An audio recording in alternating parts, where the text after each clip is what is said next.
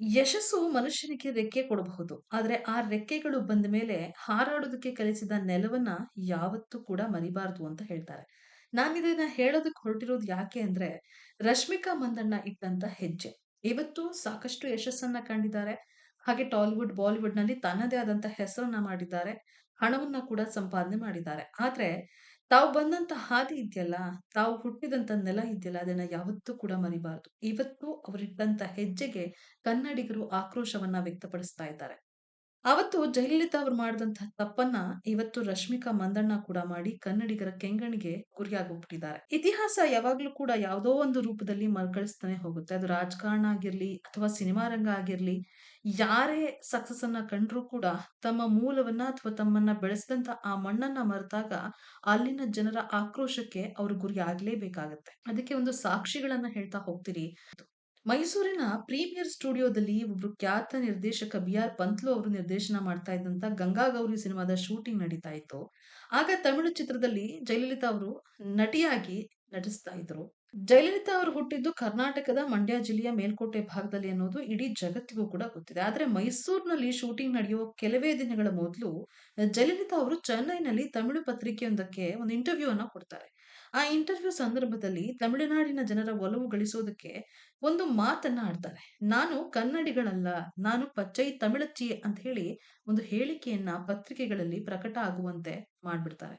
ಆಗ ಕನ್ನಡಿಗರಿಗೆ ಸ್ವಲ್ಪ ಕೋಪ ಕೂಡ ಬರುತ್ತೆ. ಜಯಂತ್ ಅವರು ಮೈಸೂರಿನ ಪ್ರೀಮಿಯರ್ ಸ್ಟುಡಿಯೋದಲ್ಲಿರುವ ವಿಚಾರ ತಿಳಿದಂತ ತಕ್ಷಣವೇ ವಾಟಾಳ್ ನಾಗರಾಜ್ ಅವರ ನೇತೃತ್ವದಂತ ಕನ್ನಡ ಚಳವಳಿ ವಾಟಾಳ್ ಪಕ್ಷದ ನೂರಾರು ಕಾರ್ಯಕರ್ತರು ಸ್ಟುಡಿಯೋಗೆ ಮುತ್ತಿಗೆ ಕೂಡ ಹಾಕ್ತಾರೆ. ಶೂಟಿಂಗ್ ಅನ್ನ ನಿಲ್ಲಿಸಿ ಕನ್ನಡಿಗರ ಬಗ್ಗೆ ಹಗುರವಾಗಿ ಮಾತನಾಡಿದಂತಹ ಜಯಲಲಿತಾ ಅವರು ಡೈರೆಕ್ಟ್ ಆಗಿ ಬಂದು ಸಾರಿಯನ್ನ ಕೇಳಬೇಕು ಅಂತ ಹೇಳಿ ಪಟ್ಟನ್ನ ಹಿಡಿದ್ಬಿಡ್ತಾರೆ. ಆಗ ಅದೇ ಸ್ಟುಡಿಯೋದ ಬೇರೊಂದು ಫ್ಲೋರ್‌ನಲ್ಲಿ ಶೂಟಿಂಗ್‌ನಲ್ಲಿ ನಡ್ತಾ ಇದ್ದಂತ ಡಾಕ್ಟರ್ ರಾಜ್‌ಕುಮಾರ್ ಅವರು ತಕ್ಷಣ ಅಲ್ಲಿಗೆ ಬರ್ತಾರೆ. ರೊಚ್ಚಿಗೆದ್ದಂತ ಕನ್ನಡಿಗರನ್ನ ಸಮಾಧಾನ ಪಡಿಸ್ತಾರೆ. ದೊಡ್ಡ ಅನಾಹುತಗಳನ್ನ ತಪ್ಪಿಸ್ತಾರೆ. ಆಕ್ರೋಶಗೊಂಡಂತ ಆ ಗುಂಪಿನ ನಡುವೆ ಜಯಲಲಿತಾ ಅವರನ್ನ ತಾವೇ ಖುದ್ದಾಗಿ ಸುರಕ್ಷಿತವಾಗಿ ಕರ್ಕೊಂಡು ಬಂದು ಪೊಲೀಸ್ ಭದ್ರತೆಯಲ್ಲಿ ಚೆನ್ನೈಗೆ ಕಳಿಸುವಂತ ಒಂದು ವ್ಯವಸ್ಥೆಯನ್ನ ಕೂಡ ಡಾಕ್ಟರ್ ರಾಜ್‌ಕುಮಾರ್ ಅವರು ಮಾಡ್ತಾರೆ. ಇದೇ ವಿಚಾರವನ್ನ ರಶ್ಮಿಕಾ ಮಂದಣ್ಣ ಅವರೇ ಹೋಲಿಕೆ ಮಾಡಿ ನೋಡ್ತಾ ಇದ್ರೆ 2025ರ ಹೈದರಾಬಾದ್‌ನಲ್ಲಿ ಸೇಮ್ ಸಿಚುಯೇಷನ್ ಮರುಕಳಿಸುತ್ತೆ. ಒಂದು ಸ್ಟೇಜ್ ಮೇಲೆ ಐ ಆಮ್ ಫ್ರಮ್ ಹೈದರಾಬಾದ್ ಅಂತ ಹೇಳಿ ರಶ್ಮಿಕಾ ಮಂದಣ್ಣ ಹೇಳ್ತಾರೆ. ನಿಮ್ಗೆಲ್ಲ ಗೊತ್ತು ಕಿರಿಕ್ ಪಾರ್ಟಿ ಎಂಬಂತ ಒಂದು ಅಪ್ಪಟ ಕನ್ನಡ ಸಿನಿಮಾದ ಮೂಲಕ ರಶ್ಮಿಕಾ ಮಂದಣ್ಣ ತಮ್ಮ ಬಣ್ಣದ ಲೋಕಕ್ಕೆ ಕಾಲಿಡ್ತಾರೆ.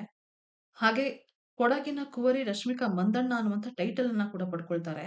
ಕನ್ನಡ ಚಿತ್ರರಂಗ ಅವರಿಗೆ ಮೊದಲ ಬ್ರೇಕ್ ನೀಡಿದಂಥ ಒಂದು ಚಿತ್ರರಂಗ ಅಥವಾ ಸಿನಿಮಾ ಆಗಿರ್ಬೋದು. ಹಾಗೆ ಯಾವಾಗ ಅವರು ಪರಭಾಷೆಯಲ್ಲಿ ಯಶಸ್ಸನ್ನ ಕಾಣ್ತಾ ಇದ್ದಾರೆ, ಪ್ಯಾನ್ ಇಂಡಿಯಾ ಸ್ಟಾರ್ ಆಗ್ತಿದ್ದೀನಿ ಅಂತ ಅನ್ಸುತ್ತೆ. ಆಗ ಅವರ ವರ್ತನೆಯಲ್ಲಿ ಸ್ವಲ್ಪ ಚೇಂಜಸ್ ಕಾಣ್ತಾ ಹೋಗುತ್ತೆ. ಫೆಬ್ರವರಿ 2025 ಹೈದರಾಬಾದ್‌ನಲ್ಲಿ ವಿಕ್ಕಿ ಕೌಶಲ್ ಮತ್ತು ರಶ್ಮಿಕಾ ನಟನೆಯ ಛಾವಾ ಸಿನಿಮಾದ ಪ್ರೀ ರಿಲೀಸ್ ಈವೆಂಟ್ ನಡೀತಾ ಇರುತ್ತೆ. ಆ ಈವೆಂಟ್‌ನಲ್ಲಿ ಎಲ್ಲೂ ಕೂಡ ಅಲ್ಲಿರುವಂತಹ ಅಭಿಮಾನಿಗಳಾಗ್ಲಿ ಅಥವಾ ಅಲ್ಲಿರುವಂತಹ ಆಂಕರ್ ಆಗ್ಲಿ ಯಾರು "ನೀವ್ ಎಲ್ಲಿಯವರು?" ಅಂತ ಪ್ರಶ್ನೆ ಮಾಡಿರಲ್ಲ. ಆದ್ರೂ ಕೂಡ ರಶ್ಮಿಕಾ ಮಂದಣ್ಣ ಮೈಕನ್ನ ಹಿಡ್ಕೊಂಡು ಅದ್ಯಾಕೆ ಅದನ್ನ ಹೇಳಿದ್ರು ಗೊತ್ತಿಲ್ಲ. ಆದ್ರೆ ಸ್ವತಃ ತಾವೇ "because I am from Hyderabad and I have come alone today I hope I am a part of all your family" ಅಂತ ಹೇಳ್ಬಿಡ್ತಾರೆ. ಅಂದ್ರೆ ನಾನು ಹೈದರಾಬಾದ್‌ನವಳು ಎಂಬ ಮಾತು ಸೋಷಿಯಲ್ ಮೀಡಿಯಾದಲ್ಲಿ ಸಾಕಷ್ಟು ವೈರಲ್ ಆಗೋಗುತ್ತೆ. ಕನ್ನಡಿಗರ ಆಕ್ರೋಶಕ್ಕೂ ಕೂಡ ಕಾರಣ ಆಗುತ್ತೆ. ಯಾಕಂದ್ರೆ ಹುಟ್ಟಿ ಬೆಳೆದಿದ್ದು ಕರ್ನಾಟಕದ ಕೊಡಗಿನ ವಿರಾಜಪೇಟೆಯಲ್ಲಿ. ಆದ್ರೆ ಐ ಆಮ್ ಫ್ರಮ್ ಹೈದರಾಬಾದ್ ಅಂತ ಹೇಳ್ಬಿಡ್ತಾರಲ್ಲ, ಅದು ಯಾಕೋ ಕನ್ನಡಿಗರಿಗೆ ಸಹಿಸ್ಕೊಳ್ಳೋದಕ್ಕೆ ಆಗೋದಿಲ್ಲ. ಮೊದಲ ಅವಕಾಶ ನೀಡಿ ಸ್ಟಾರ್ ಮಾಡಿದಂಥ ಕನ್ನಡ ಚಿತ್ರರಂಗ ಈಗ ಕೇವಲ ತೆಲುಗು ಸಿನಿಮಾಗಳಲ್ಲಿ ಹೆಚ್ಚು ನಟಿಸ್ತಾ ಇದ್ದೀನಿ, ಹೈದರಾಬಾದಲ್ಲಿ ನೆಲೆಸ್ತಿದ್ದೀನಿ ಅನ್ನೋ ಒಂದೇ ಕಾರಣಕ್ಕೆ ಸಾವಿರಾರು ಜನರೆದುರು ತಮ್ಮ ಮೂಲವನ್ನೇ ಮರೆತು ನಾನು ಹೈದರಾಬಾದ್ ಹುಡುಗಿ ಅಂತ ಹೇಳಿಕೆ ಕೊಟ್ಟಿದ್ದು, ಒಂದು ರೀತಿ ಕನ್ನಡಿಗರೇ ಮಾಡಿದಂತ ಒಂದು ಅವಮಾನ ಅಂತ ಹೇಳಿ ಜನ ಅದನ್ನ ರಿಸೀವ್ ಮಾಡ್ಕೊಂತಾರೆ.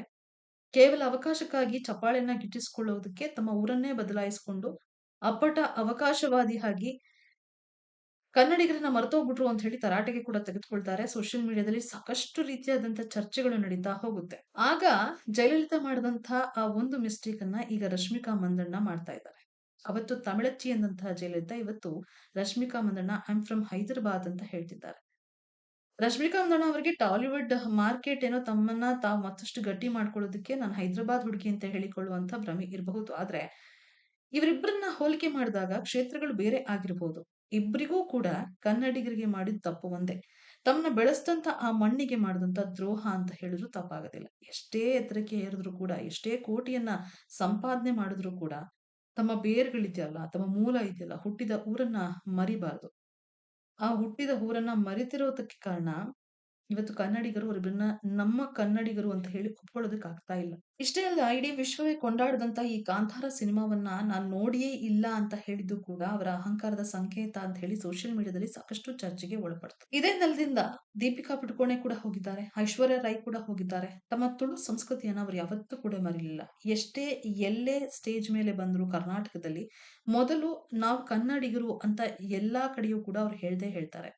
ಆದ್ರೆ ರಶ್ಮಿಕಾ ಮಂದಣ್ಣ ಮಾತ್ರ ಕನ್ನಡಿಗರು, ಅದರಲ್ಲೂ ಕೆಲ ಪತ್ರಕರ್ತರು ಕೇಳಿದಂತ ಪ್ರಶ್ನೆಗೂ ಕೂಡ ನನಗಿದು ಅರ್ಥನೇ ಆಗ್ತಾ ಇಲ್ಲ. ಈ ಪ್ರಶ್ನೆ ತುಂಬಾ ಉದ್ದವಾಗಿದೆ ಅಂತ ಹೇಳೋ ಮೂಲಕ ಕೂಡ ಕೆಂಗಣ್ಣಿಗೆ ಗುರಿಯಾಗಿದ್ರು. ಒಂದು ನಾವಿಲ್ಲಿ ನೆನಪು ಮಾಡ್ಕೊಳ್ಬೇಕಾಗಿರೋದು, ಜಯಲಲಿತಾ ಅವರು ಅಧಿಕಾರ ಪಡೆದಿರಬಹುದು. ಆದ್ರೆ ಕನ್ನಡಿಗರ ಹೃದಯದಲ್ಲಿ ಸ್ಥಾನ ಪಡೆಯೋದಕ್ಕೆ ಸೋತರು. ರಶ್ಮಿಕಾ ಮಂದಣ್ಣ ಅವರು ಕೂಡ ಕೇವಲ ಬಾಲಿವುಡ್ ಬೆಡಗಿಯಾಗಿ ಉಳಿತಾರಾ ಅಥವಾ ಕನ್ನಡಿಗರ ಪ್ರೀತಿಯ ಕೊಡಗಿನ ಕುವರಿಯಾಗಿ ಉಳಿತಾರಾ? ಅದು ಅವ್ರ ಮುಂದಿನ ನಡೆಗಳ ಮೇಲೆ ನಿರ್ಧಾರ ಆಗುತ್ತೆ. ತಪ್ಪುಗಳನ್ನ ತಿದ್ದುಕೊಂಡು ಮಾತೃಭಾಷೆಯನ್ನ ಗೌರವಿಸುವುದು ಒಬ್ಬ ಕಲಾವಿದನ ಕರ್ತವ್ಯ ಅಂತ ಹೇಳ್ಬೇಕಾಗುತ್ತೆ.